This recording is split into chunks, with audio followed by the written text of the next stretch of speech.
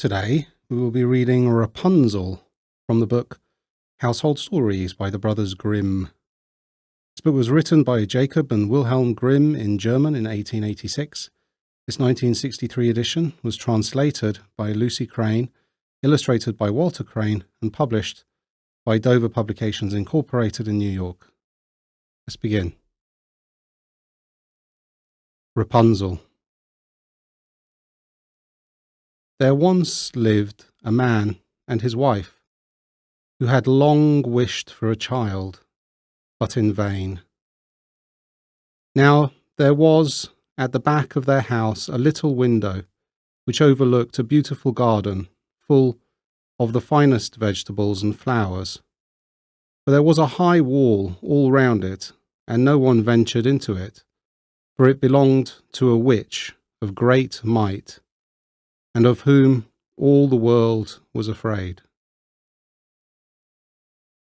One day that the wife was standing at the window, and looking into the garden, she saw a bed filled with the finest rampion, and it looked so fresh and green that she began to wish for some, and at length she longed for it greatly. This went on for days, and as she knew she could not get the rampion, she pined away and grew pale and miserable. Then the man was uneasy and asked, "What is the matter, dear wife?" "Oh," answered she, "I shall die unless I can have some of that rampion to eat that grows in the garden at the back of our house." The man, who loved her very much, thought to himself, "Rather than lose my wife, I will get some rampion, cost what it will." So, in the twilight, he climbed over the wall, into the witch's garden, plucked hastily a handful of rampion, and brought it to his wife. She made a salad of it at once, and ate of it to her heart's content.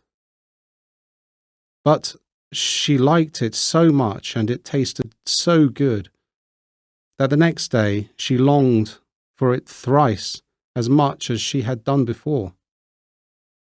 If she was to have any rest, the man must climb over the wall once more. So he went in the twilight again, and as he was climbing back, he saw, all at once, the witch standing before him, and was terribly frightened, as she cried with angry eyes, "How dare you jump over into my garden like a thief, and steal my rampion? It shall be the worse for you." "Oh," answered he, "be merciful, rather than just. I have only done it through necessity, for my wife saw your rampion out of the window, and became possessed with so great a longing that she would have died if she could not have had some to eat." Then the witch said, "If it is all as you say, you may have as much rampion as you like, on one condition. The child that will come into the world must be given to me. It shall go well with the child, and I will care for it like a mother." In his distress of mind, the man promised everything, and when the time came when the child was born, the witch appeared, and giving the child the name of Rapunzel, which is the same as rampion, she took it away with her. Rapunzel was the most beautiful child in the world. When she was 12 years old, the witch shut her up in a tower in the midst of a wood, and it had neither steps nor door, only a small window above. When the witch wished to be let in, she would stand below and would cry, "Rapunzel, Rapunzel, let down your hair." Rapunzel had beautiful long hair that shone like gold.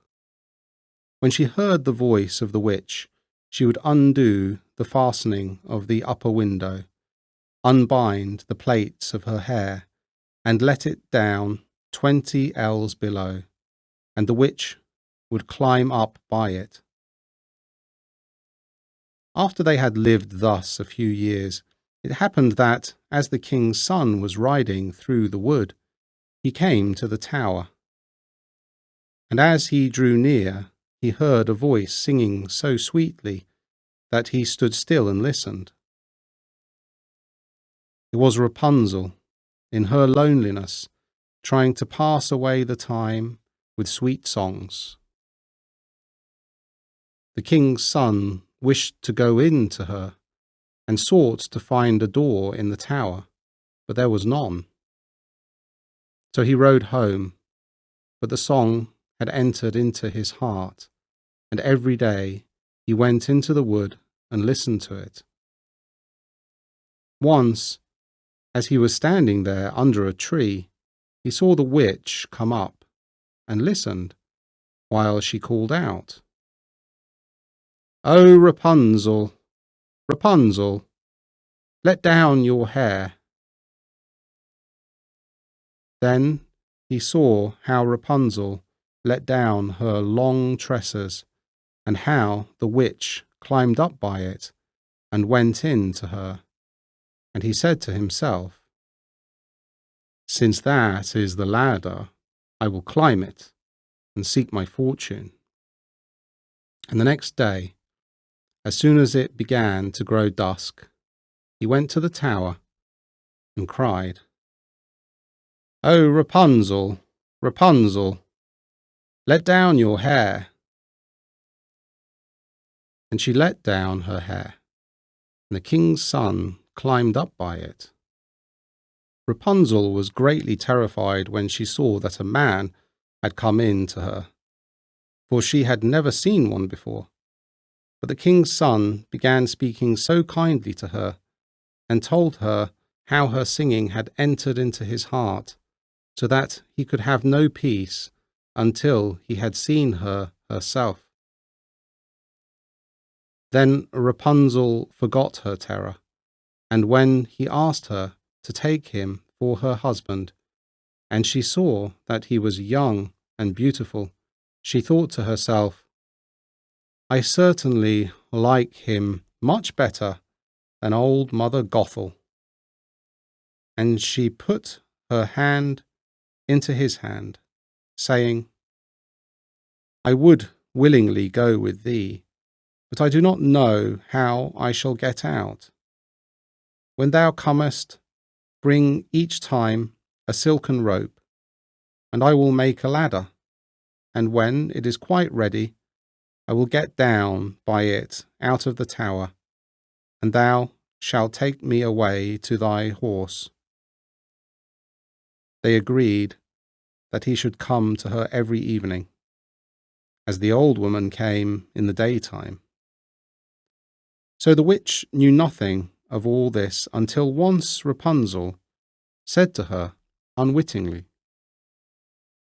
"Mother Gothel, how is it that you climb up here so slowly, and the king's son is with me in a moment?"